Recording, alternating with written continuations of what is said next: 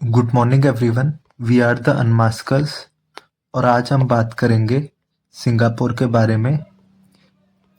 सिंगापुर's development story from a small island to a global success. Singapore की कहानी शुरू होती है 1965 से, जब ये छोटा सा आइलैंड मलेशिया से अलग हुआ। ये मोमेंट ऑनेस्टली सिंगापुर के लिए एक हार्ट ब्रेक था, क्योंकि एशिया के एक्सपर्ट्स ने ओपनली कह दिया था कि ये देश सरवाइव नहीं करेगा। ऐसा क्यों? क्योंकि सिंगापुर के पास लिटरली कुछ नहीं था। ज़मीन छोटी थी, नेचुरल रिसोर्सेज ज़ीरो थे, इंडस्ट्रीज ज़ीरो, अनएम्प्लॉयमेंट ह्यूज थी, पॉपुलेशन डिवाइडेड और अनएजुकेटेड थी, रेशियल रियॉट्स चल रहे थे, स्ट्रीट क्राइम कॉमन था, ड्रग्स फैल चुके थे और लोगों को डेली सर्वाइवल तक का पता नहीं था।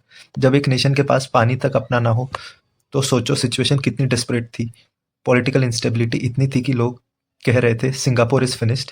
इस होपलेसनेस सिचुएशन के बीच एक आदमी उठकर खड़ा होता है, की कुआन यू। ये बंदा टिपिकली पॉलिटिशियन नहीं था, ये एक विजनरी लीडर था, जिसका ड्रीम था कि ये छोटा सा नेशन भी दुनिया का टॉप नेशन बन सके। उन्होंने एक प्रॉमिस दिया जो दुनिया को डिल्यूशनल लगा। 1 जनरेशन के अंदर सिंगापुर फर्स्ट वर्ल्ड कंट्री बनेगा। पीपल लाफ्ड, एक्सपर्ट्स रिडिक्यूल्ड, मगर भाई उस आदमी ने एक-एक चीज़ प्लान की थी। वो ना इमोशनल स्पीचेस देता था, ना वोट बैंक खिलता था, वो सिर्फ काम करता था ब्रूटल ऑनेस्टी के साथ। सबसे पहले ली कुआन यू ने सिस्टम की सफाई शुरू की।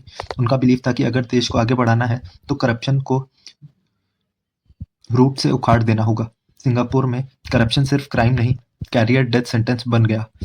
अगर कोई करप्ट पकड़ा गया, उसका पॉलिटिकल या ब्यूरोक्रेटिक फ्यूचर खत्म।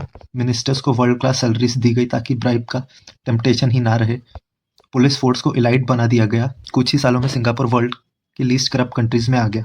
ये एक मिरेकल नहीं, एक ब्रूटल सिस्टमैटिक क्लीनअप था।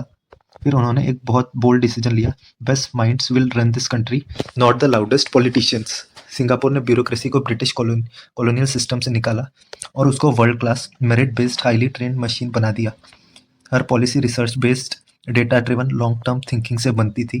पॉलिटिशियंस को मैनेजमेंट ट्रेनिंग मिलती थी, ब्यूरोक्रेट्स को वर्ल्ड यूनिवर्सिटीज में भेजा जाता था। सबसे इंटेलिजेंट लोग देश चलाते थे, ना कि सबसे ज्यादा वोट वाले लोग। ली कुआन यू ने एक चीज और समझ ली थी, सेफ्टी और डिसिप्लिन इन्वेस्टर कॉन्फिडेंस का फाउंडेशन है। उन्होंने लॉ एंड ऑर्डर को इतना स्ट्रांग बनाया कि क्राइम लिटरली वैनिश हो गया। ये एक स्ट्रिक्ट सिस्टम था but fair. Streets clean, drug zero, policing fast, punishment sure shot. ये एनवायरनमेंट ने फॉरेन कंपनीज को अट्रैक्ट करना आसान कर दिया।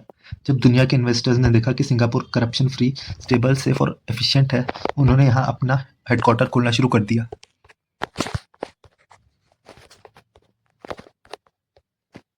सिंगापुर को पता था कि नेचुरल रिसोर्सेज कुछ नहीं तो उन्होंने ह्यूमन रिसोर्स को अपना गोल्ड बना दिया। एजुकेशन सिस्टम को एकदम वर्ल्ड क्लास बना दिया गया।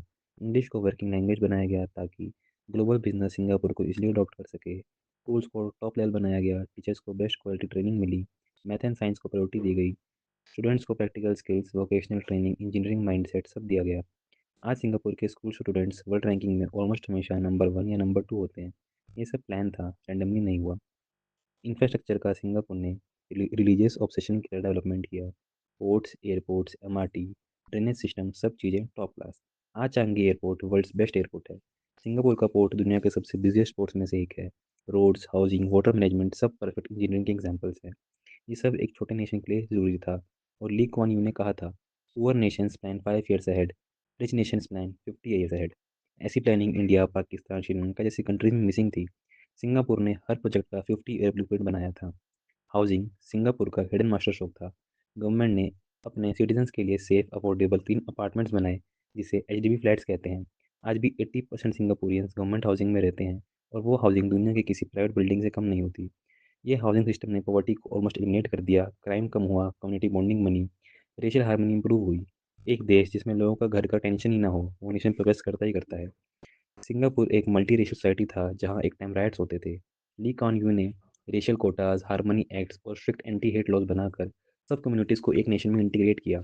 आज सिंगापुर दुनिया का most peaceful multi cultural nation है।